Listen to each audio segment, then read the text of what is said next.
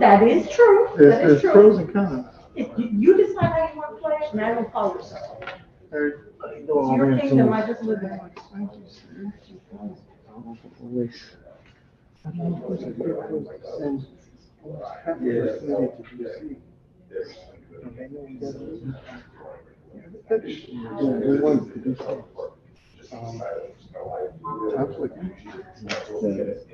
Everett, I mean, you got him.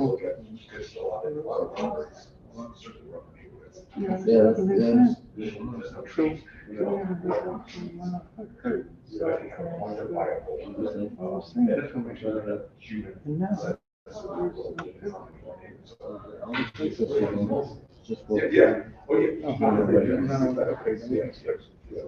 Birds, but it's not, you can't just go. That was nice. True as hell. Wait, you should. Recorder? He's died.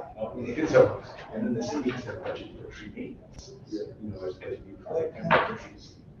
We're saying we're ready. There's things that sure.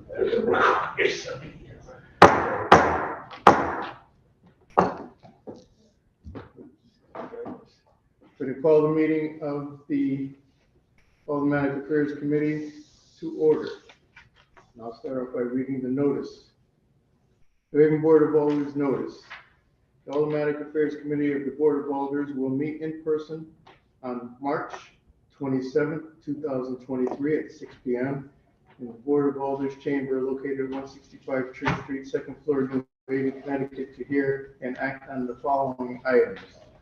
Number one, LM 2023-0129, order of New Haven Board of Alders approving the appointment of Daniel McLaughlin to the Development Commission.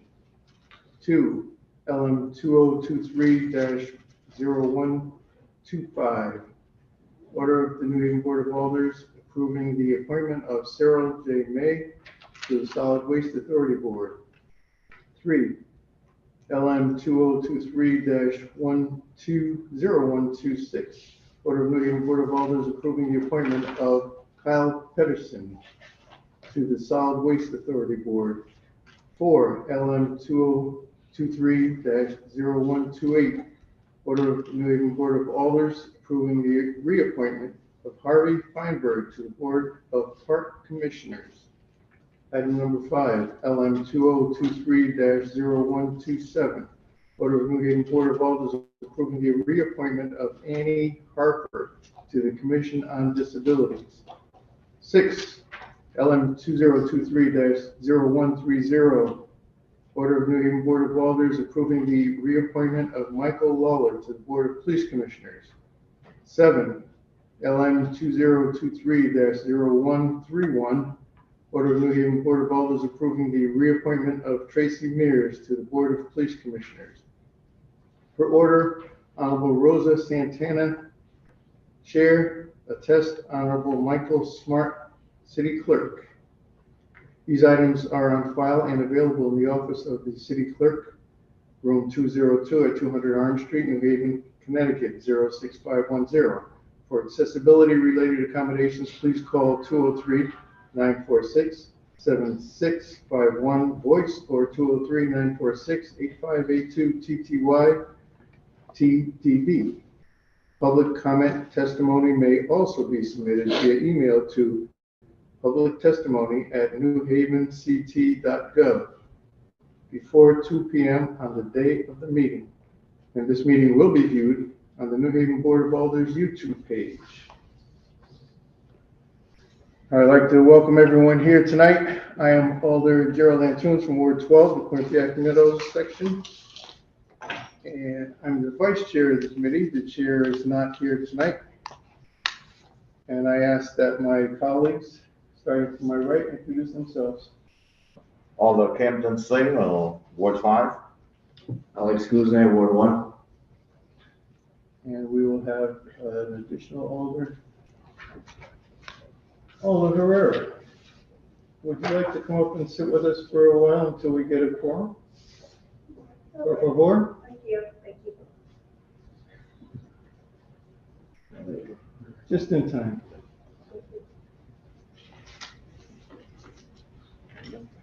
I'll ask everyone that if you have a cell phone, put it on vibrate, quiet, or turn it off. If you do get a phone call that you have to take, please excuse yourself out to the outer areas away from the door so that you can take your call in privacy and we won't overdo you inside. Alder, this is your turn to introduce. Alder Evelyn Rodriguez, Ward 4. My apologies for being a little bit late. Thank you.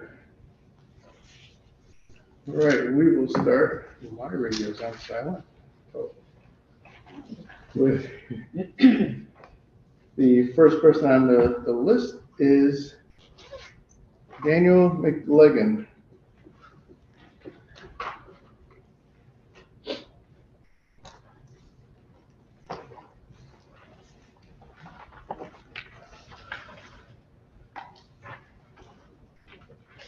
Good evening. Evening. Ask you first to give us your name and address for the record, please. Sure. Daniel McGilligan, 399 Central Avenue, New Haven. Excellent. And please start off by giving us a little background of yourself. Sure. So maybe the best introduction is I did the democracy school back in 2018. And that was an amazing way to get an overview of how the city does business. And the goal from that was to take a commission position. Life and pandemic happened. But I'm here now. Sort of relevant experiences. Worked with C-Click-Fix, client-facing for just over 5 years. So I've worked with cities all over the world on stuff like civic engagement, transparency. Worked on some cool projects, things like homelessness and other things. So yeah, that's why I'm here tonight. Excellent. And it was your suggestion or your request to go on the Development Commission? Yes. Okay. Any questions from the committee members? Alder Guzman. Thank you, Mr. Chair. Thank you for being here tonight. I mean, you mentioned you work with C-Click-Fix, some of the projects you've seen work on in other cities. Just curious as to, talk about one of them, maybe that you found interesting or think could contribute to some of the items you might see at the Willing Commission meeting? Yeah, sure. I mean, my favorite one to talk about is not related necessarily to economic development, but we were involved, or are involved in a homelessness program in Santa Barbara. That it's great. It's kind of combining a bunch of resources and jurisdictions. So working with the United Way out there for social services. There's basically a downtown district that is employing unhoused people to do community beautification. And then we're the platform that's kind of trafficking all the work. But it's been amazing because there's like measurable results from it where people are getting back into stable living situations, reuniting with family, going back to school, stuff like that. So that's kind of one of those things where I think I put it on LinkedIn that it's where what I get paid for, what I care for, crosses paths. Thank you, Mr. Chair. Any other questions from committee members? I have a question or two for you. Sure. In some of your paperwork, you mentioned leveraging technology. Can you give me an example of what you meant by that in relation to this commission? You give the context of what I had written with that, so I gotta make sure I'm understanding. Sorry. I think it was part of your description of the I mean, I think I can kind of speak broadly. My experience with local government has been through C-Click-Fix, and it's allowed.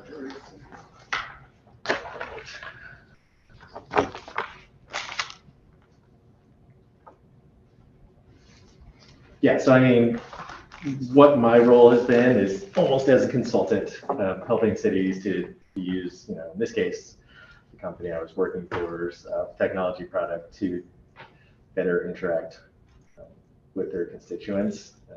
I think that what I can really bring from that, outside of the technological aspect, is that a big thing that we preach with every city we work with is the importance of transparency in your process and in what you're doing, and that's something I can absolutely commit to bring with me to the development commission. Right. So thinking about we'll say the big picture, what would be your vision for the next 3 years of this commission?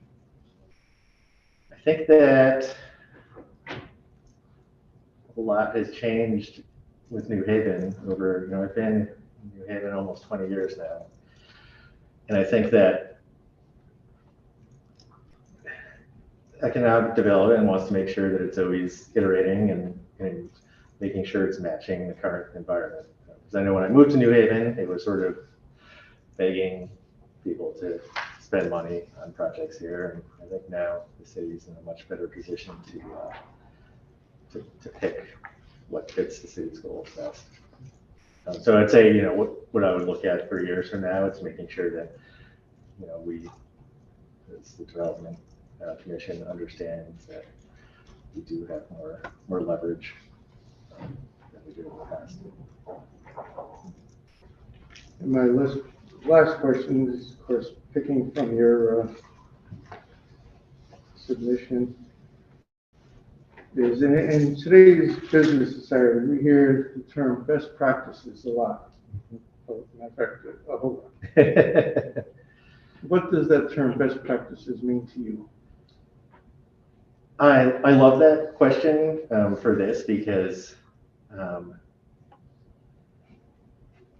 I think that particularly in local government, there's so much you can learn from what other municipalities are doing. When we talk about how do we resolve a problem, like I can cite something recent. What do we do when there's a homeless encampment? And we don't necessarily have to reinvent the wheel with that. There's cities all over the world that are addressing the same problem. So I think when I think about best practices, it's finding the smartest people and learning from them.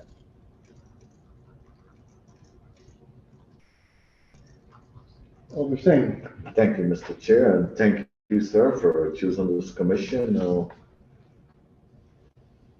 into this market with development and cost of rental per unit, what's your opinion of what would you bring to this commission in terms of fair market and affordable housing? I mean, I think that an important part of any community is having a diverse community. And that doesn't just mean the way people look, but it's their financial means. So I think it's absolutely essential that there's housing that's affordable for everyone in the community. Does that answer sort of what you're getting at? Yes. Thank you, Mr. Chair. Any other questions? No, that's all the questions we have for you. Have any questions for us? I don't think so. Yeah, thank you for your time today. Well, you can remain here if you like. At the end of the meeting, we will deliberate and determine what's the next move, or you can wait and staff will give you a call tomorrow or the next day. Okay. Thank you very much. Thank you. Take care. Next on the list is Cyril J. May.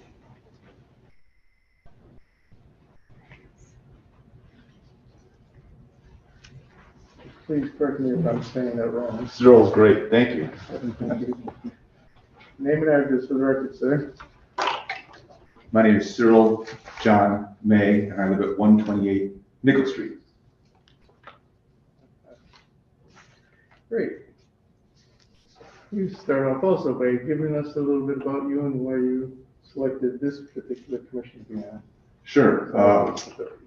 I was born in New Haven. I've been living at my current house on Nickel Street for the last, 31, 32 years. And I work in the trash and recycling business, and I've been doing that for about 30 years. Worked institutionally. I worked at Yale for about 22 years as its recycling coordinator.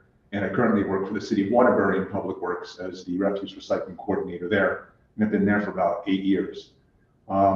It's fun to sort of be a resident in New Haven and see how New Haven handles its trash and recycling, just as I'm up in Waterbury working on helping Waterbury handle its trash and recycling. And especially now that all of Connecticut municipalities are going to be facing a waste crisis with the closure of the plant in Hartford, we're going to likely see, as far as I know, we've already seen an increase in the cost to cities for increased trash disposal costs. And we all got hit with increased recycling disposal costs a few years ago. So I'm surprised that not every mayor is running around pulling their hair out right now. And it's a big cost for Waterbury, and I'm sure it is for New Haven. So my hope is that as somebody who's been working in trash and recycling for 30 years, I can join other members of the board and really think about this and offer a few boots on the ground ideas that may help us help our citizens to see the role they can play in reducing these costs, financially helping the city, but also hopefully helping our environment, helping our local businesses by sending them good quality materials, and maybe in the long run helping the planet towards reduced pollution. Excellent. Questions from the committee? All the same. Thank you, Mr. Chair. Thank you, sir, for seeking to join this commission.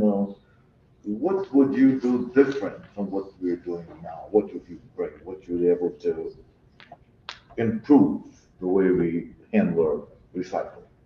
Well, that's a great question. I see the trucks, and the guys that I see coming by are nice guys. They're moving efficiently. They're doing their job right. But I think one of the problems that has really slipped in 30 years since New Haven started its program 30 years ago is a continued withdrawal of any work on education. The carts are not labeled, so I move in and I have no idea whether this is a trash or recycling cart. I don't have any information about trash and recycling. I don't believe there's much of a social media presence on trash and recycling. Once in a while, the mayor will indeed post that, and there is some stuff online. But there's very little bit of information helping residents know, well, do I put cans in, where do I put this? So I think some basics like that would be very important, just as a baseline, and then we can start to go a little further to think how we might do things. Additionally, going into schools is something that I found to be helpful in Waterbury. Part of my job is going to the 32 public schools in Waterbury and teaching the kids about trash and recycling, but not in a you have to recycle because the world is in trouble. Nobody wants to hear that. But you want to show the kids, you can do something really powerful. You can change old things into new things. And it will help save the city money at the same time. So I do that, and I'm sure New Haven can come up with ways to be creatively doing that here. I've had some conversations with Mr. Winter, who I believe is the new sustainability person. Really great to hear him. Pierre and I know each other, Pierre Barber. And so we've talked city to city, often back and forth. So it's been really helpful. And I just thought maybe just as a citizen, I can sit in this board and throw a few ideas, and the rest of the board members can tell me what spaghetti sticks in the wall and what doesn't stick. And we can go from there.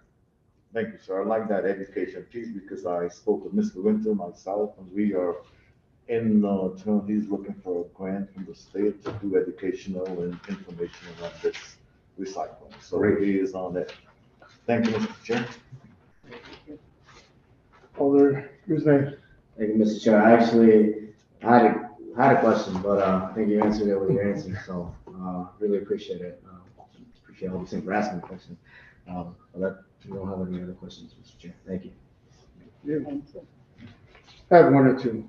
Sure. Well, first one that just came up is, are you aware that the New Haven Solid Waste Authority has a website?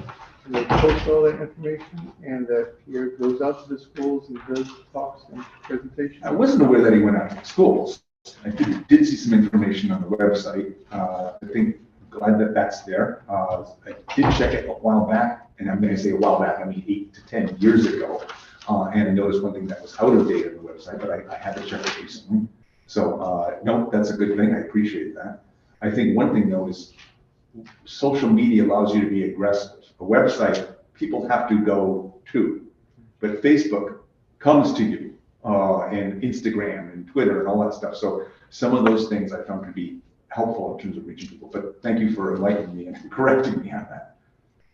All right, as far as our Solid Waste and Recycle Authority here in New Haven, give me an idea of what you feel the goals and objectives of that department is. Sure. It's actually a company, it's not a city department.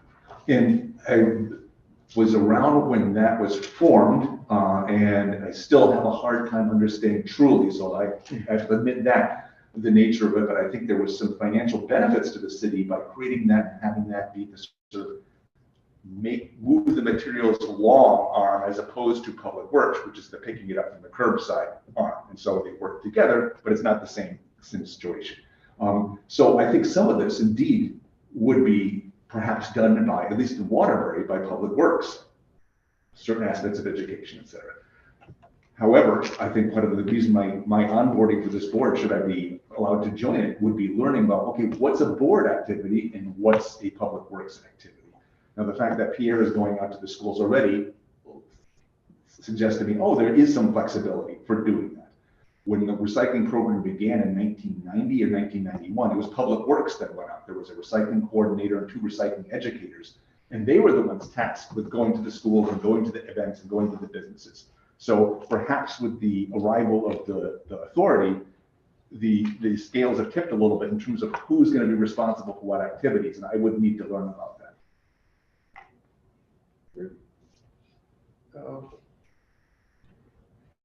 Let's see, how would you, I think you kind of touched on this a little bit, but how would you direct the authority to address the problem of the massive amounts of waste, both recycle and MSW? That's a very big question, and I'll try to answer it simply. At this point, the basic first step would be better education. Trying to get carts labels, trying to let citizens understand what goes where. That's the basic thing, because the more that we can shift from trash into recycling, there's a dollar differential, and I believe it's $110 or more per ton for trash. I don't know what's being paid now for recycling, but anytime you're shifting it over, you're saving the city some money. So that's a good situation in terms of helping us and helping Connecticut. In terms of further education, is helping people consider about how much trash they're throwing away. That's very, pardon the term, squishy. It's hard for me to tell you, don't buy this, because you get to buy whatever you want to buy.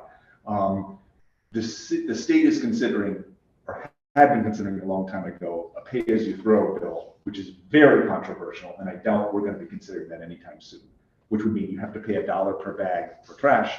And if you're doing that, people would be unhappy.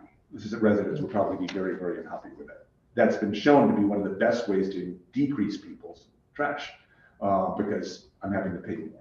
Another consideration, and that was part of the governor's bill, which was just passed, if it didn't get taken out, which is to have each municipality provide a option for composting.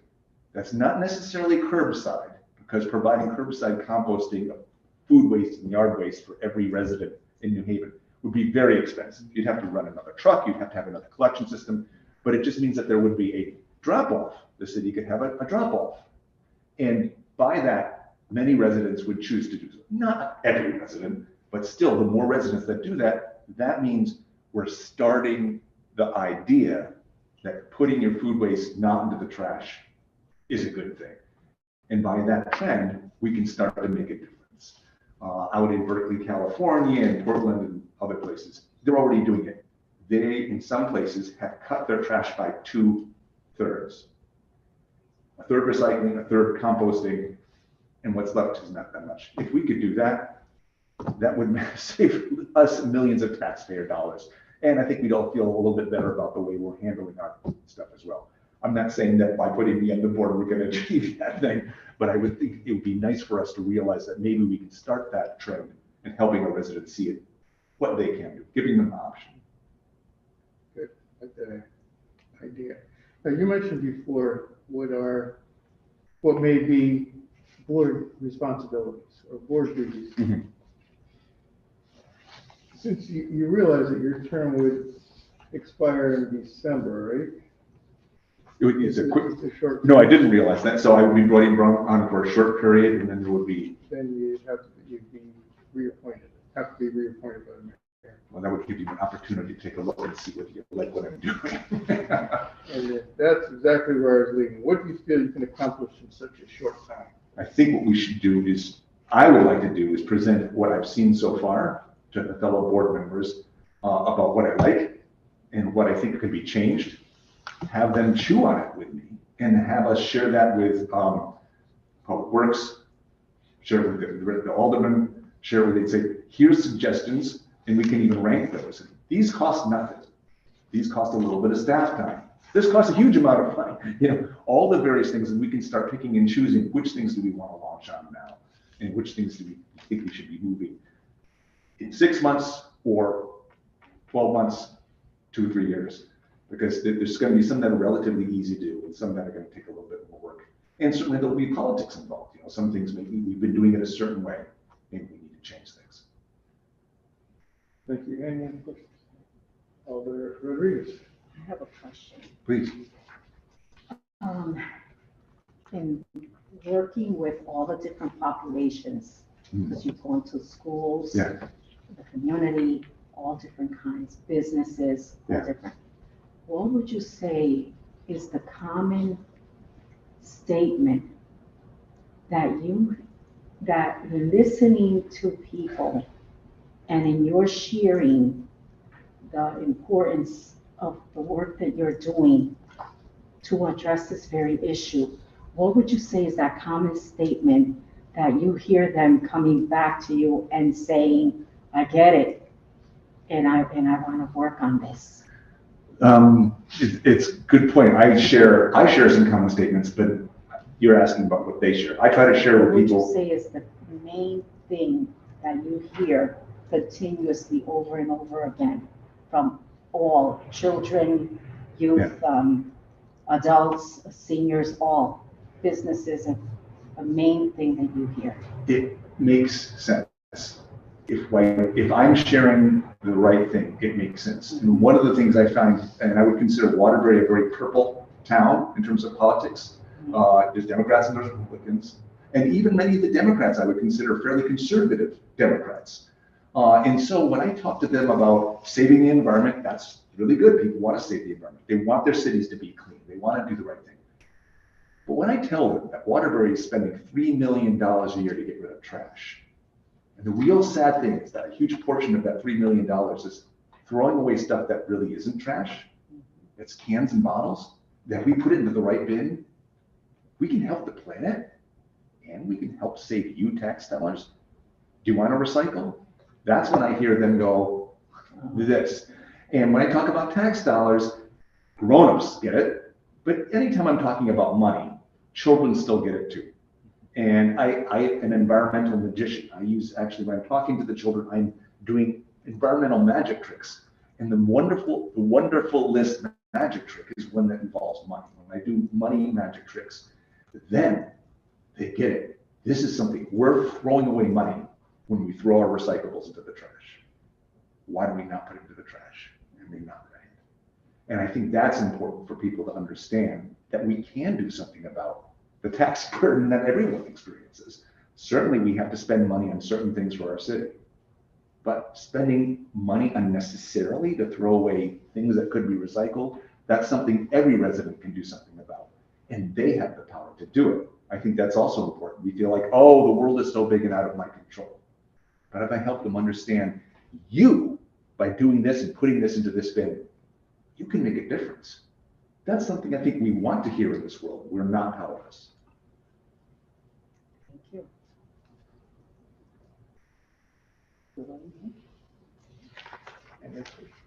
So I want to ask you a couple more, because as I listen to you, I think of this.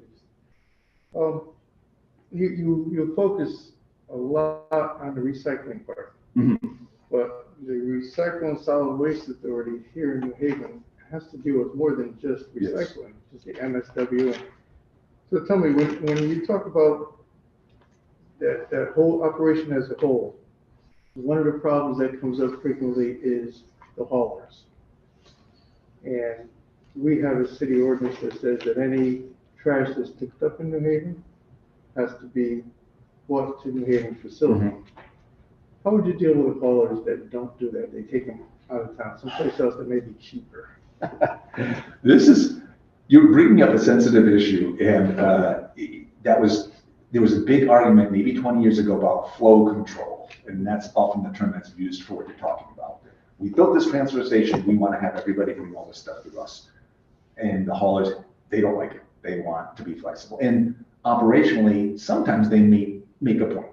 I'm picking up 50 businesses in New Haven and 50 businesses in Hamden, but because I'm picking up 50 businesses in New Haven, I have to bring all that stuff to New Haven.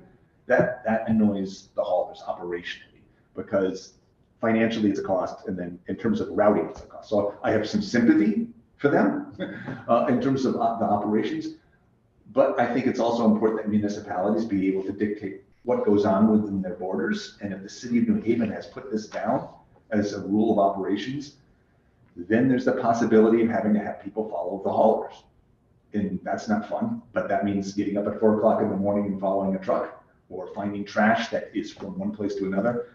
And I don't know what's in the books. You can really irritate the haulers if you start finding them and following them. But if the city feels that that's a priority, then we might have to ask the city to start doing that. And I don't know whether it's rampant and it's a real big problem right now, or whether it's just something that happens once in a while. Pierre and I never discussed that, so I don't know. But you have to decide what the priority is. How much do you want to push it? And one thing I find out as a city worker is you can't attend to all of the 10 or 20 things I should be doing. You have to pick and choose which are going to be the most important. And we as board members would think about what we think the city is going to be the most important. But you as alders also have to put your 2 cents in, and the mayor has to put his 2 cents in, and hopefully together we can say, okay, we want to do all these things, but we're really going to have to focus on these things right now. And so it would be a question of whether that was the most important thing to fall on. And frankly, also, how much is it costing the city? And, are we losing revenue if they're taking out millions of dollars, hundreds of thousands of dollars? I don't know what the lost revenue might be. Waterbury does not have flow control, so Waterbury hasn't been tracking that. We have a small transfer station, but we don't own the transfer station that does the operations of trash.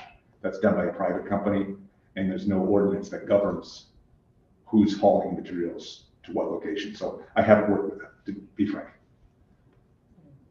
The Solid Waste Authority here owns a transfer station. Yeah, there was, I forgot the name of the head of public works who made that. Jeff Pescasoligo. No, before him, John Prokop. from John Prokop, yes, thank you. John Prokop, I remember him telling me that he was gonna be asking for that provision to be made because it was gonna be bringing some operational benefits to the city. But that was quite some time ago. You have much better memory than I have. So. Well, John and I go way back to the 70s. I've known him for many years, so. Okay, that's all the questions. Do you have any? No, thank you, Mr. Chair. Okay. Thank you. Again, you may stay if you like. We will deliberate on all of the candidates for different positions. You may stay if you like, or you can get a call from our staff member after. Thank you. Thank you. Thank you. Thank you. Next person is Kyle Pedersen. I hope I'm saying that right. Hello, good evening. It is Pedersen, right, or Peterson? It is Peterson, yeah. Okay. They spelled it with a D. Yeah, it's spelled with a D, Okay. yeah. Want to make sure. I don't like to call anybody by the wrong Yeah, name. no, thank you. Please, your name and address for the record, sir. Kyle Peterson, 54 Anderson Street. And tell us a little about yourself and why you want to be a member of the Solid Waste and Recycle Authority. Sure. Yeah. So I live here in New Haven with my wife and family. We moved here in 1999. I've known New Haven my entire life, going back to my great-grandparents' generation. So New Haven is a place that's near and dear to me. I work in mental health services for the Connecticut Mental Health Center, where I have done both some direct care with our clientele and then also a lot of administrative work over programs, supportive housing program, employment programs, spirituality services, and currently direct the Connecticut Mental Health Center Foundation, which raises some additional funding for emergency financial assistance and for special projects. I'm also an Episcopal deacon. I serve at Trinity Church on the Green and with the Episcopal Church at Yale. And I'm co-president of the board of Gather New Haven, which is a combination of Schooner, the New Haven Land Trust, and New Haven Farms. So two things that motivate me to serve on this authority are in the realm of health and community well-being. So that's an area that I've been involved with for a long time. So thinking about how we manage things like solid waste, it's kind of an invisible or sometimes a very visible issue and problem that contributes to our sense of well-being. And then also my work serving on the board of Gather New Haven, thinking about this from an environmental point of view and how we manage our resources in our community. Excellent. Questions from the committee? Thank you, Mr. Chair. Thank you, sir, and thank you for choosing the board. Let me think a little bit how I'm going to phrase this. What is it you don't like about the way we're handling the city is handling our trash and so forth? And what would you do to improve that two-part question? Thank you, Mr. Chair. Sure, yeah, and I don't know that it's necessarily so much of what I don't like. I think I could follow resident Cyril CJ just described. Some of it is just a basic awareness, and I think a lot of us live in the city. We know that our trash gets taken away, but we don't necessarily know what happens with it or what our responsibility is for it. So I think educational campaigns are important. And I think with that, an ease of access for dealing with our waste and making sure that people know what to do with it beyond putting it in their trash can, especially with other waste that ends up elsewhere. I live near East Rock Park. We see a lot of dumping that happens in the park, which is, contaminating green spaces that are important to our health and important to the environment. So helping people understand where to go and what to do with that kind of waste, I think is really important. So I hope that gets to your question. Yes, thank you. Thank you, sir. Thank you, Mr. Chair. Other questions? Alder Rodriguez? Pleasure meeting you. Nice to meet you too. You have a lot of experience in many different areas, but specifically in mental health and social services and And I see all the different things that you do in reference to hobby, taking care and loving dogs. Mhm. But my concern is, can you deal with the downfalls that you may experience in a commission like this as we move in this area of solid waste and recycling, and your expectations of what you may be looking to? So my question is, are you looking to learn on this commission and be prepared, although you may be contributing in a whole different way that you never expected, because the vast experience that you have in working with people in these other areas? You know, we have many individuals that had to say suffer from hoarding. Mhm. And we have a lot of different things that are happening in the city, and there's focus, specific focus on how they're working to handle these things. Mhm. So that's kind of my question. Are you Sure. looking for a relationship where you will be contributing more, or where hopefully you will be learning and you will also be contributing? Yeah, no, that's a wonderful question and a nice way to think about it. I'm very interested in this authority and in learning about what goes on, because as I mentioned before, it's kind of, in a way, the management of our waste is an invisible kind of thing to many of us. The presence of waste in our environment is not invisible, but what happens to it and what we do with it, I think is. So there's definitely a learning component. I also think, as I've worked in social services for a long time, many of these problems that we face in our community are intersect.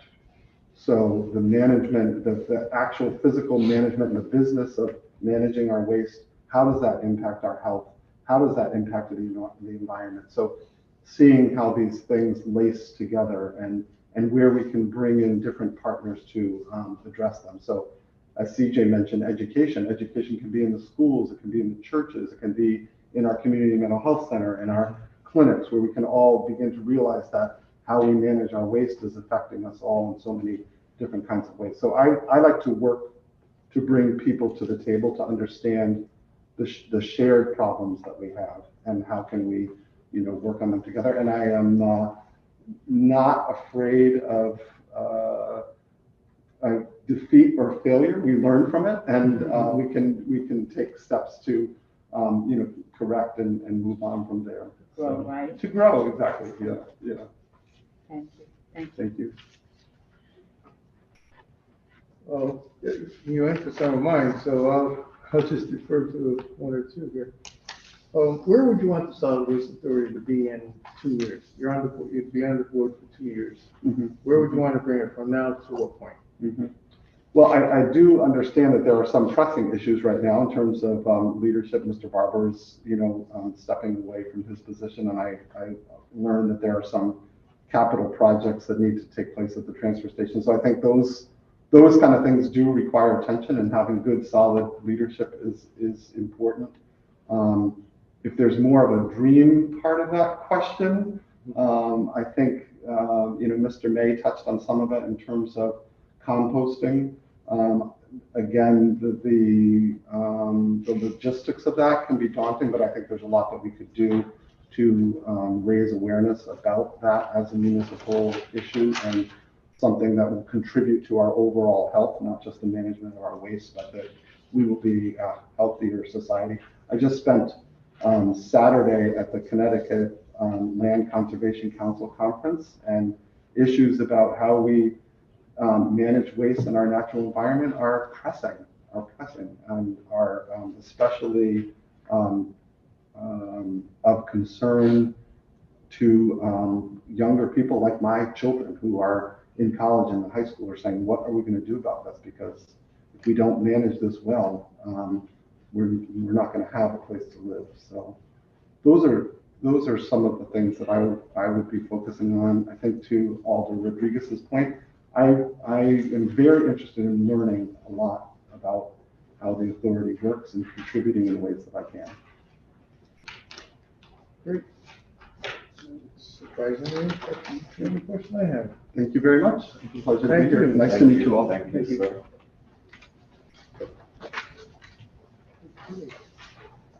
The next, we'll ask staff, we have 4 reappointments.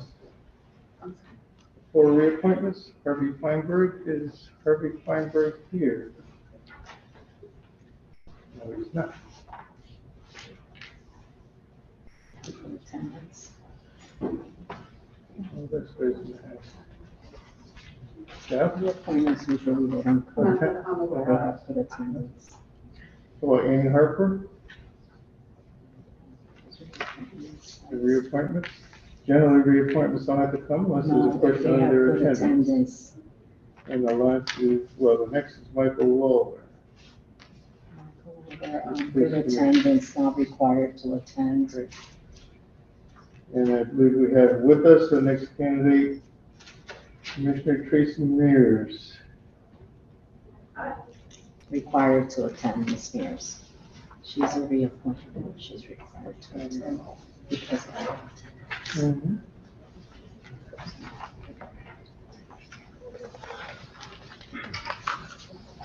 That'll be the last one here. Yep. Sounds like you used to be in at the end of the list. Nope. I'm here. I see Commissioner Rivera didn't mask up. All required to mask up in the chamber. Okay, name and address of the record, please. My name is Tracy Mears, and I live at 107 Ogden Street in New Haven. Okay.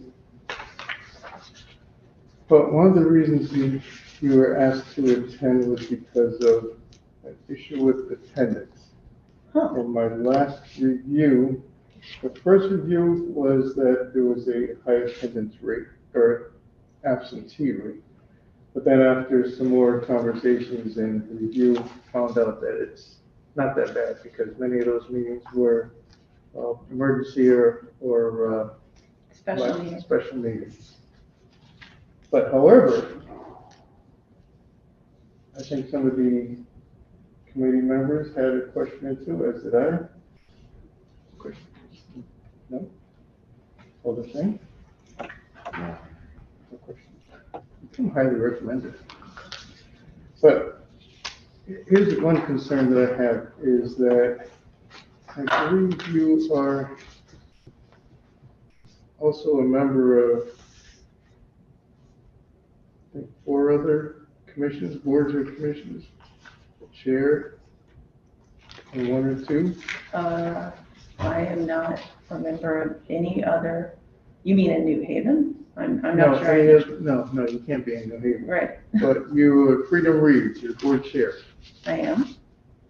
Committee on Reducing Racial Inequities in the Criminal Justice System. That was a National Academy of Sciences committee that had a term of 3 years, and we have published our report. So that service has been done since November. Because the paperwork said till December. And annual review of criminology, 2018 to present. I am the editor, along with Rob Sampson, of the annual review of criminology. Yeah. So, American Law Institute, let's see, that's passed it. Joyce Foundation, Board of Directors. Yeah, I am on the board of directors of the Joyce And that's what Foundation. brings me to the question that you, on your application, why do you believe you are a good fit for this board commission? And one point you made is, I have the time to devote this important work. I do. And I have a question that, you know, I want your calendar. Well, with all those other responsibilities, apparently volunteer responsibilities as well, on those boards and commissions, how do you squeeze it in? Yeah, they're not all volunteer. The Joyce Foundation is like, you know, the MacArthur Foundation or anything. It's paid work. So I want to be clear on that one. But I make time for things that I think are important. And I think ensuring that the police service in the city in which I live should be as good as it can possibly be. And one way that can happen is to have people who have the expertise to devote to that, to help them achieve those goals. And that's what I've done for the last 3 years. I think the question might be because I missed some of the special meetings that I don't have time, but that the meetings don't actually account for all of the work that I do with the police department outside of the meetings. I would actually say 50% of the work that I do on the commission doesn't occur during the meetings. It occurs in the work that I do with now Assistant Chief Cologne and former, well, he's Assistant Chief now, but he was Lieutenant then, Zanelli, working on policies. That's a particular expertise of mine and one that I have been very, eager to and deliberate about helping the department to engage in that process. So I would make the time and do the work. And I know that was a massive change. I sat through a lot of the review of those general orders. And we're still doing it. I noticed that every meeting, there's 1 or 2 new general orders. In part because the Post, and I also, I'm sure you saw if you're looking at my CV, Connecticut Post changed many of the use of force rules, and there was a committee that designed all of the policies that policing agencies throughout the state were to adopt. I sat on that committee along with, what's his formal title now?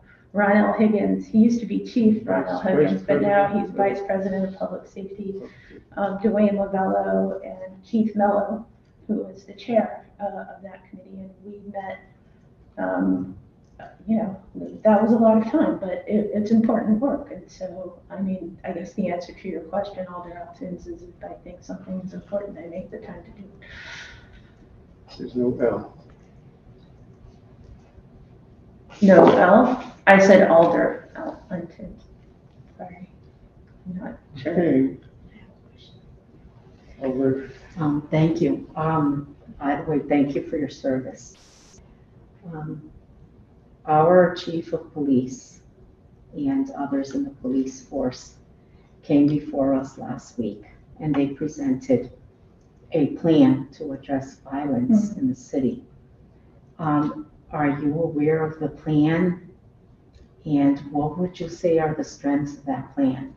I'm not sure if I've seen the specifics of a particular plan that they have, that they presented to you. I know about different components of the plan that we've been talking about for the last several months. I know that a critical aspect of Chief Jacobson's approach to thinking about the policing service generally, and therefore I think is an integral aspect to thinking about violence reduction, is to think very seriously about the importance of police legitimacy, which is a theory and approach that I have written a lot about, have worked with Chief Jacobson in the past before he was police chief. And I think that's a really sound approach. I don't think that you can actually seriously address violence unless you have community collaboration and trust in the community. I know that's part of his strategy. I think he pays attention to the right things. He pays attention to how many guns are on the street. We get reports on that every month. He pays attention to how one is going to address ghost guns, which is a particular issue which requires not only work by the local policing service, but how you're thinking about federal and state collaboration. And I know he's got that plan. And I also think he pays attention to the internal structures that are necessary to support the plan. So when you're thinking about your particular strategies, you also have to think about the people who are doing it and who are carrying it out. And I think the current team right now is really attentive to that. I couldn't be more thrilled, actually, that former Lieutenant and Assistant Chief Manny Cullen was promoted. The team that they have in place now are people who have experience in all aspects, not just patrol, and district command, but I'm actually not entirely sure of Chief Etienne's particular background, but I know both Chief Zanelli and Chief Colon, because I worked with them in this capacity, also have internal affairs background, which means that in addition to caring about the strategy and tactics that officers on the street are carrying out, care a great deal about integrity and mission and have very specific experience in that. And that is like the undergirding foundation that's going to allow Chief Jacobson to carry out whatever strategy he's undertaking. So those are the things I know.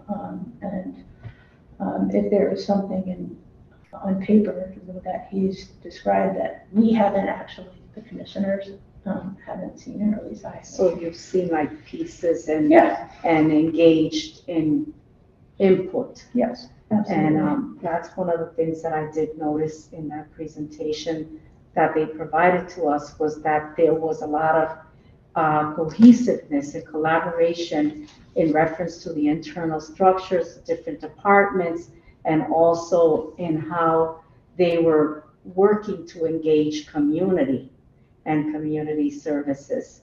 So that's a really divine and a great plan.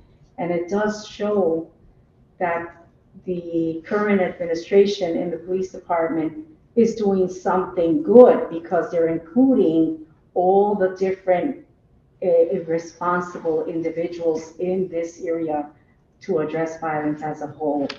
The other question that I have, in this will be my last question, is what do you find is a challenge in your position as a police commissioner on the board?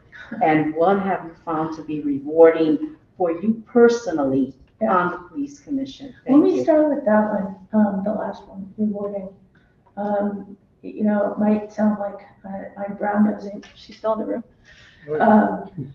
Is the group of people that I work with on the commission is an amazing group of people. I really enjoy working with them. We all bring something different to the table, but very specific kinds of expertise. So for example, you know, the fact that Commissioner Brooks has experience in firefighting actually matters in our deliberations. You know, Commissioner Lawler and I are kind of yin and yang in the sort of law enforcement lawyer kind of, you know, things we get to play off each other.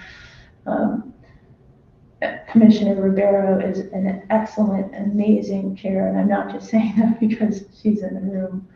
You know, Commissioner Miranda brings a very sort of warm, community focused, you know, gets us to think about the humanity, often that some people might overlook. You know, Commissioner Walker is very focused on the integrity piece, and that's been an issue that I think this particular group of commissioners has focused on greatly. That has been, as best I can tell, a little bit of a change, at least in terms of the intensity of focus in some of our work. So, you know, what I have really loved is working with this group of people, but also having very specific projects that we have been able to achieve. And the outcome of which I think has yielded a better police department. So that is what I would say is what I've enjoyed. Challenges, well. Are there the things that you want to say? No. Probably not. I would say here's a challenge. I think that our ability to achieve best police service for the city of New Haven is hampered by some of the rules that we face. You know, for example, we have a hiring, you know, we're having trouble hiring, and we have a rule that says that anyone who comes from somewhere else, that's not from the city, has to start all the way at the bottom. Essentially has to start over. So you can have an experienced police officer from another city, whether we're talking Connecticut or anywhere else. And that person can work for years, can even retire from another department. But if they come here, they have to start from the beginning. I think not only is that a deterrent to people, but also it means that our police department actually doesn't get the benefit of seniority, expertise, and so on that the police department could get. Now, I understand why there's that rule, but there's somewhere between giving the person all the seniority and nothing, for it to be there. And I can point to different limitations like that. I think that make the job of what we do as commissioners harder than it needs to be. Thank you. Thank you. Alder Singh. Thank you. I think you answered the question, but you could summarize it again. I'm gonna ask it. Thank you, Madam Chair, for being here, and thank you for your contribution to the commission. And going forward, if you get reappointed to the next term, what's your vision for the department and what's your contribution?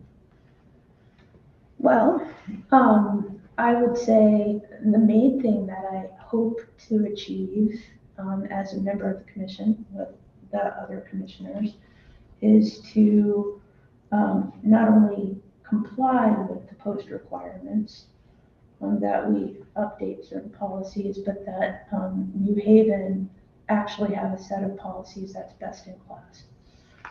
So, that's a conversation that I have with the team at NHPD a lot. When we're given a certain list of policies that we have to have on X because post requires it, I'm always encouraging the team not only just to meet whatever the post requirements are, but actually to ensure that the set of policies that we have are best in class. And we can do that because I believe that New Haven should not only be an example for the state of Connecticut, but actually could and should be a national example for a city of its size. So, that's just more of what we've been doing. A particular issue that I've been seriously concerned with is traffic. And one of the things that's interesting about this position is that the police commission is also the traffic board. And so it's a unique opportunity to think not only about what the policing service does about traffic, but to think more seriously about passive approaches to thinking about traffic. Anybody who has been to a police commission meeting in the last few months knows I bring this up every single meeting. New Haven, as best I can tell, and I've just actually asked the chiefs for data on this for the last 3 years, because we get notifications every day. There has been a pedestrian hit by a car, I think something like every other week since January. I mean, it's crazy. And there have to be ways, better ways, to address this. And maybe police should play some kind of role, but certainly they're not the only entity that should address this. And therefore, I think the fact that we play a role in the traffic board helps because we have these discussions about the tables and the different things, and maybe there's going to be a role for speeding cameras and so on. But that's my own personal obviously that's my personal hobby horse right now. And the other thing I think that is really important to me is to continue the work we've been doing around diversification of the policing service, not only in terms of the officers, the leadership.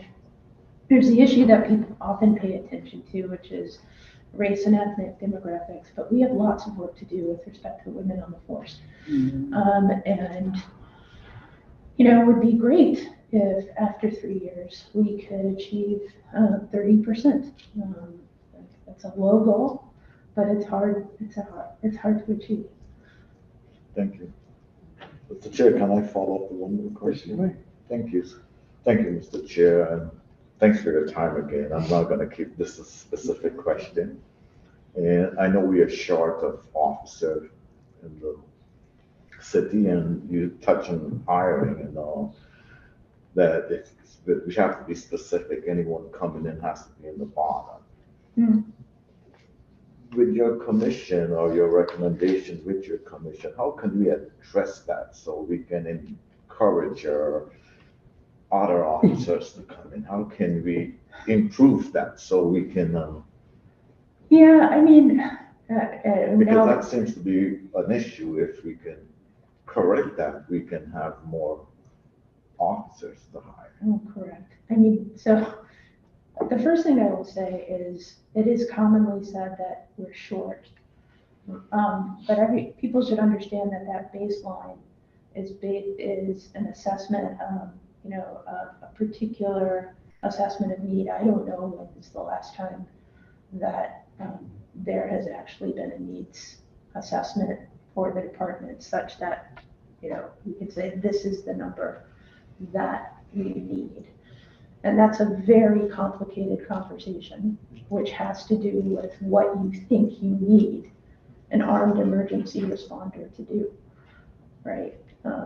Once you have a different conversation about that, that's going to affect your needs assessment. So understanding that you might need city workers to do certain things is a different question from how many armed emergency responders you need. And so when you say we're short, we are short based on some assessment that was done at some particular time. I don't know when it was done, but that the police service should have like number of people. I don't even know what that number is. But so first thing I want to say is I don't necessarily, me personally, Tracy Mears, is that I don't know that I necessarily think that number is right. And I do respect the job that this Right. commission does and Right. what an important role they play. So that's point one. But point two, it's also probably true that, whatever that number is, right now we need more workers to do certain things as the job is currently defined. Mm. And it is hard to get enough people. I mean, we interview, by the way, whatever number is looking at the special meetings and so on, probably doesn't count all of the meetings that we do where we're interviewing, which I just did last Friday. Was that on your list?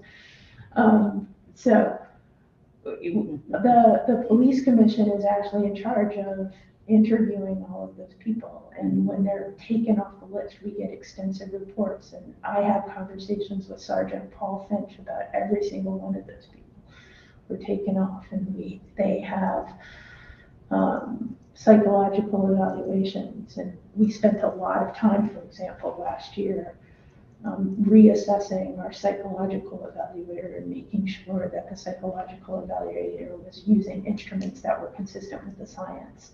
And I did most of that work. So,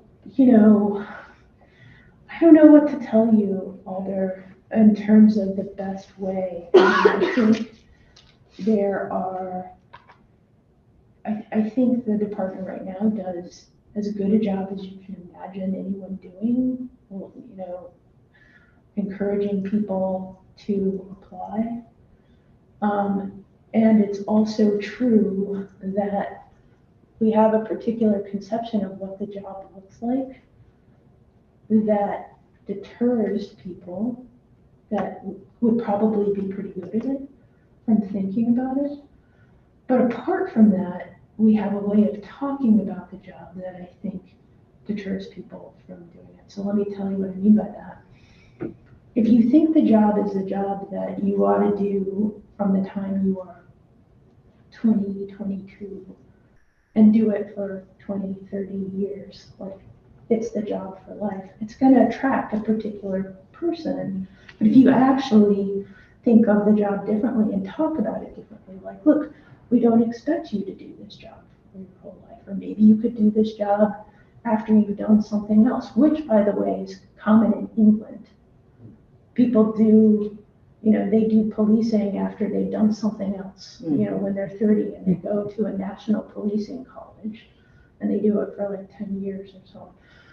Like, if we had a way of talking about and constructing the job such that we were more open to that role, it would attract different people and probably more people. But it would also require that we change that other rule about seniority, right? So all those things fit together. That's probably not something that we could achieve in the commission in 3 years, but maybe. Let's get closer. Thank you, Mr. Chair. Thank you for your time and thank you for your service. Thank you. Thanks.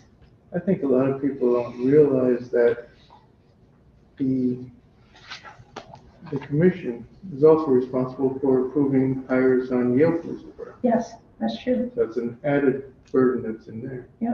We interviewed all of them too. Yes, that's the point I was making. Yeah. A lot of people don't see that. When you mentioned the people starting at the bottom. Yeah. Were you talking about specifically transfers, laterals? Yeah. Okay. Because I don't know if everyone was aware of that. Everybody who comes from no place Right. starts at the bottom, but I think Commissioner Mears was talking mainly about the lateral transfers, which is something. Yeah, people the last with contract- experience. Actually, It is unfortunate, and I think some places do bring folks over in their rank. They do. What they left. Well, I gotta say, you had everybody I've seen on that commission pretty much in their pigeonhole where they should be. I'm listening as you're saying it, and I'm putting names with the comments, So it was a good observation on your part.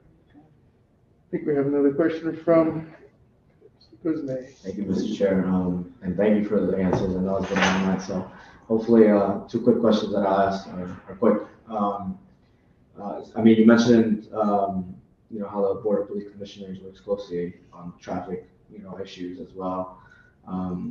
Currently, some folks in the community have raised potential of separating traffic from police. So I don't know if you have any quick thoughts on that, or if, I think it's a conversation that continues. yeah, I hadn't really thought about it. I mean, I see an advantage, given that it is that way, I see an advantage to addressing the particular problem that I care about. But I don't think that I have, a normative view about whether they should be the same or not. Yeah, I think the idea of some folks who are like having it be 2 separate entities rather than be one, but Less I mean, yeah, work for me. Start the meetings a little later. Right. I did have a second question, but I think I forgot it, so I think it was that. That's all. Thank you, Mr. Chair. Thank you for the answer. Okay. Thank you. Thank you. Great. And you may stay to the end, or if you want to hear a word from our staff, we'll call you. Okay. Thank you. Okay, that's all of our candidates. Is there anyone from the public who would like to testify on any of these appointments? Anyone from the public like to testify on any of these appointments? The last time anyone from the public want to testify on any of these appointments? Hearing none? Make a motion to close the public portion, Mr. Chair. Second. It's moved and seconded. Discussion? All in favor of closing the public portion, say aye. Aye. Opposed? There are none. It's unanimous. Public portion is closed. First candidate. Mr. Chair, I'd like to move item number 1. Order of the New Haven Board of Alders approving the appointment of Daniel McLaren to the Development Commission. Second. Moved and seconded. Discussion? All the good things. Thank you, Mr. Chair. I'll be brief. I think having, Mr. Ledley talked about a bit about his experience with Secret Fix, working with other cities. Some of the appointees here mentioned There's a lot to learn oftentimes from other cities, and so having that experience and working with other cities on various projects, particularly in the realm of economic development, I think is really helpful. And I think not only applies to Mr. McLennan here, but to the other appointees as well. So, thank you. I'm in favor of the appointment. Thank you, Mr. Chair. Mr. Chair, after heard his testimony, Daniel, I agree and incline with my colleague that, he would be a good fit for this commission. And I like some of the things he said, very interested, young fellow that looked like he could really help out in that commission. Any further discussion? All in favor of the appointment of Mr. Daniel McLennan, say aye. Aye. Any opposed? There are none. It's unanimous. So carried. Mr. Vice Chair, I ask that we move the appointment of Cyril May to the Solid Waste Commission Appointing Authority Board. Second. Moved in second, discussion. Mr. Chair, Yes, Mr. Alderson. Mr. May, he came and had some interesting views towards recycling and the hauling and so forth. And, I think we can learn from his, use some of his experience that you would be bringing to the commission. But, he said he works in Waterbury also in the solid waste. And I don't know if that would be a conflict or a contribution to this commission. Interesting point. I think if it came down to dollars and cents type of issues, definitely would be a conflict. But with all my years of experience on this solid waste authority, I don't think that none of us have really been in that position. So I question whether the appointment would create that sort of conflict. I'm not 100% sure, but it doesn't seem that way.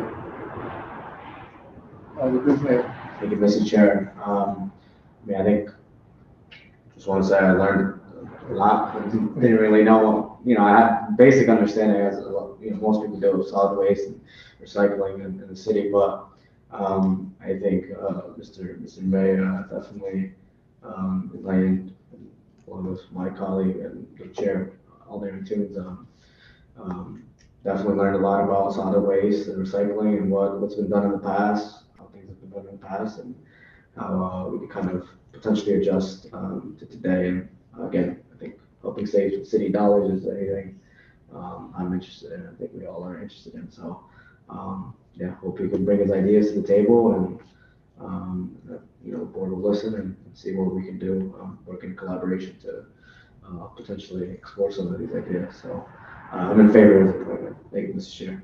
If I may continue, Mr. Chair, having the privilege to sit in the city service and environmental, there's a lot of stuff that's been going on educationally. There have been grants being written by our director, and if that comes to fruition, the city and that department is working on an education piece in collaboration with the health department. So it's going in the right direction, and it's a good fit. Very important. I'd like to say something, Mr. Chair, in reference to the area of education, the fact that he has been in schools, he has provided education to many different groups of individuals. I think that he would be a great contribution at this time to the city of New Haven in serving as commissioner in this commission. Thank you. I'm just a little surprised that, working in that area for 30 years and being aware of our recycle authority here in New Haven, that he wasn't aware of the website. He's missing a lot of information there. And I was a little bit confused when he was talking about the not knowing which bin to put the recyclables in and which bin to put the trash in. I mean, besides the size difference, Yeah. the colors and the stickers that over years they continually replace, put on those, which you can recycle. Not that everybody goes out to the trash can and reads the labels on it, Mhm. but they were put out there. So I was surprised that he wasn't aware of that and maybe brought those ideas even back to Waterbury. No, in defending of our city, we need to do more in terms of education. But when Mr. Porkhart rolled out our recycling back, how many years ago in that? Yeah, ProCap was that was A at long least time 15 years ago, ago. 15 years ago, when we roll out our recycling program and so forth. So we've been for 15 years from zero. I think we're doing somewhat okay, but they're constant. We need to look at, revisit it and see how we can improve it. So hopefully this commission can bring some of that knowledge and look in how they can improve this. So. And I say, it's not often we get people volunteering to be on the solid waste. Yes, So, so we invite people.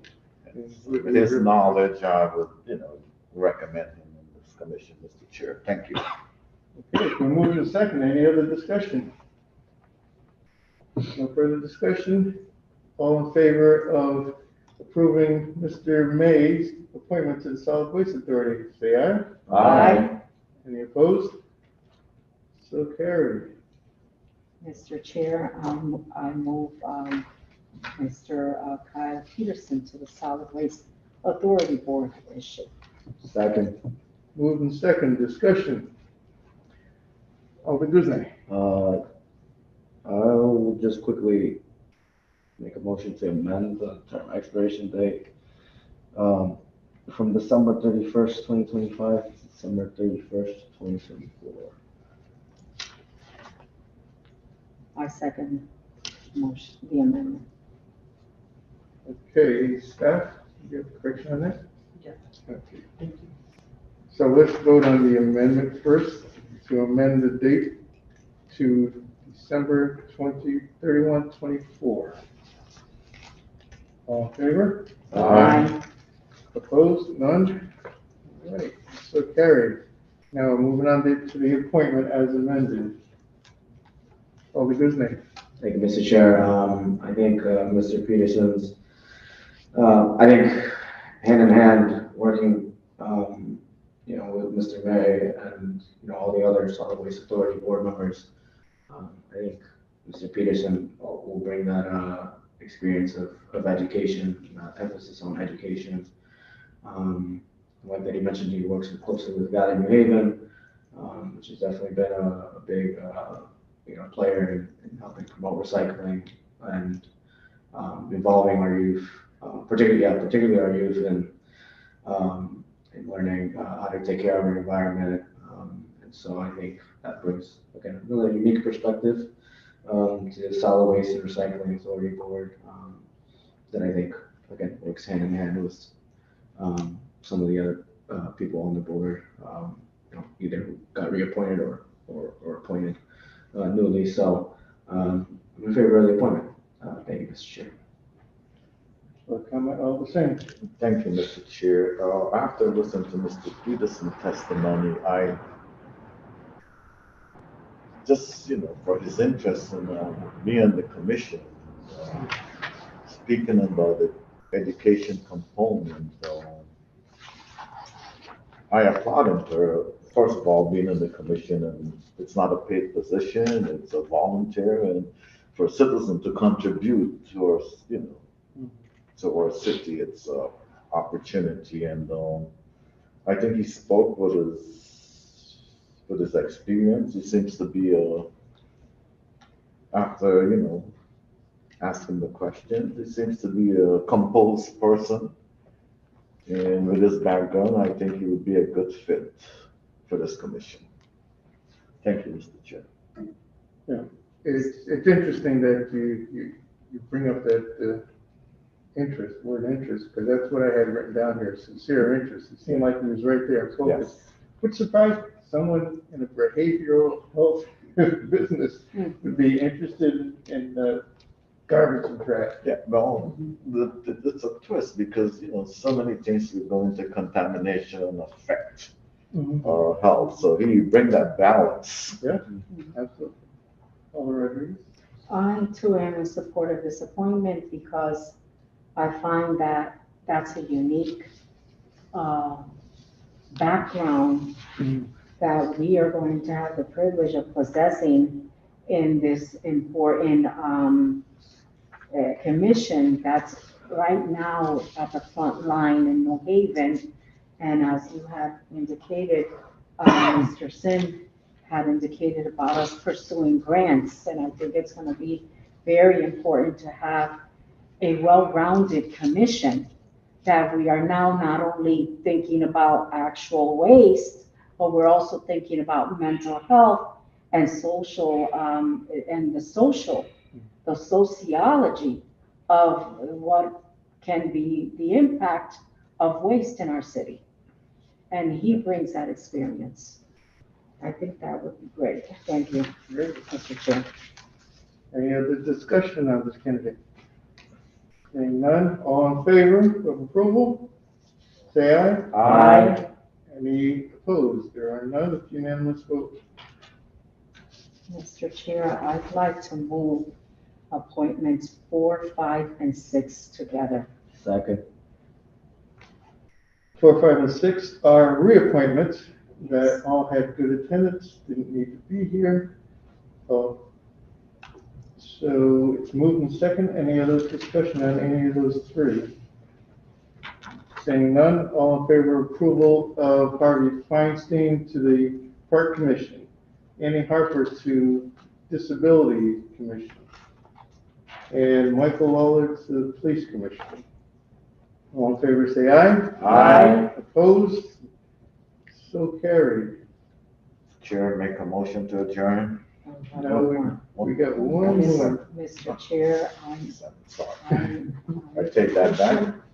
that we take up the reappointment of Tracy Mears to the Board of Police Commissioners. Second. Moving second, discussion. Who's my person? I believe that Ms. Commissioner Mears came before us today and addressed the issue of attendance and seriously brought to our attention the many other ways that she is not only in attendance to regular meetings, but also to a lot of other functions that the commission services that require her presence.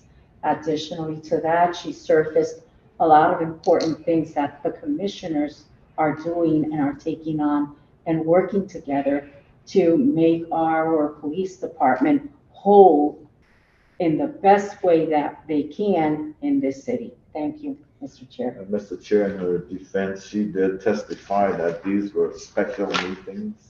That was in question. Yes. That was- Thank you. Yeah, so the attendance, it actually cut that in half, 30% down to 15% based on that. All the good name. Thank you, Mr. Chair. Yeah, I'll just second my colleagues and say, I think, you know, Ms. Mears brings, again, another unique perspective. I think, I was also curious as to, you know, the different various boards and other commissions, she was a part of, and, you know, I think whenever anyone's involved in those, that many things, sometimes there's, you know, it's reasonable to ask, you know, whether they have the time to commit to something as important and as influential as the Board of Police Commissioners. But I definitely appreciated the answer, and I think because of all those, you know, positions and experiences, again, that brings, you know, that voice to the Board of Police Commissioners. And yeah, I think a lot of the ideas she brought up sounded interesting, and you know, hope the board can continue working on those and exploring those. And I think more generally, I mean, I think you know, I would love, you know, particularly some commissions and like the Board of Police Commissioners and a few others to really, you know, think about presenting some of these ideas and discussing them. You know, and have members of the public be able to, you know, think about it in some format. I don't know, whether it be a report or something. But you know, this is not a comment on necessarily on her appointment, so I guess we'll stop there. But this is all just to say, I think the ideas she brought and all the other appointees brought really important. I just want to make sure they definitely get brought up and not lost in the wind. Sometimes there's too many ideas. Yeah, I'm in favor of the reappointment. Thank you, Mr. Chair. One thing that I found was kind of interesting, not only did she identify characteristics of each person, but she was very positive on it being a team.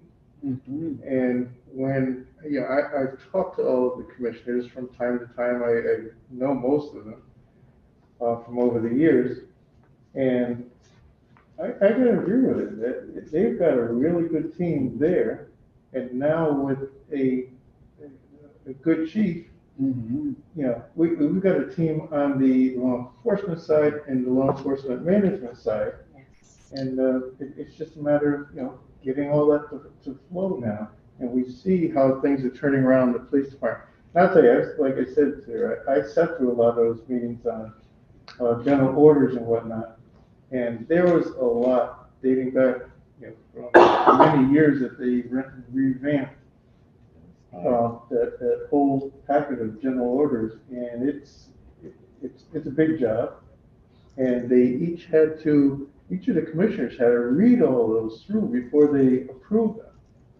And I sat at some of those meetings where there were comments and discussions, and they send them back and looking at changes. So the commission does do a lot more than people expect, that they think they do.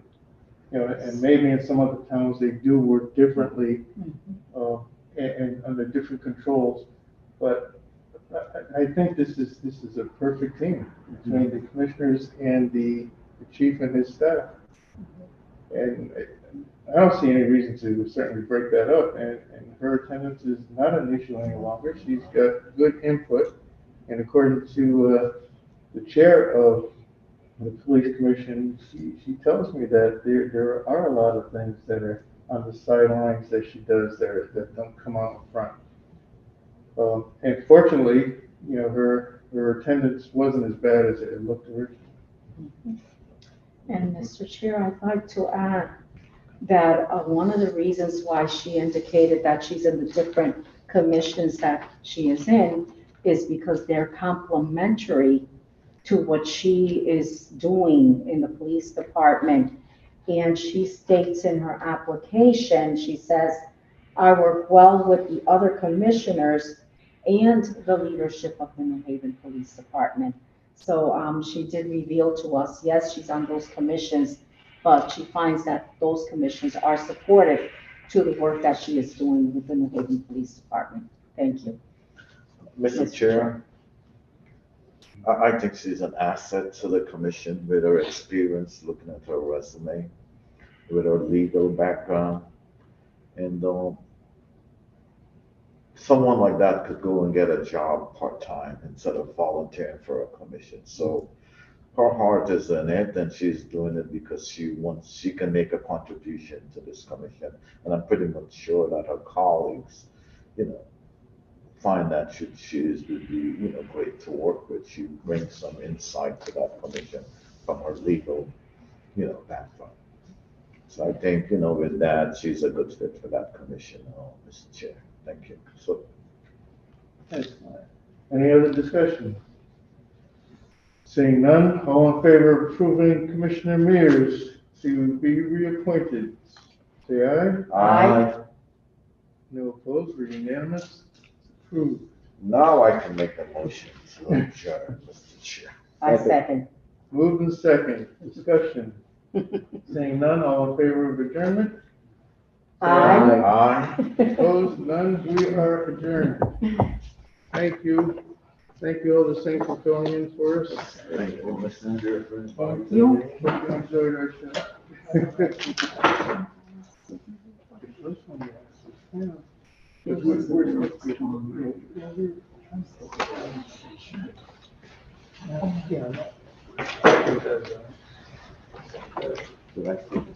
Then we should have just put on the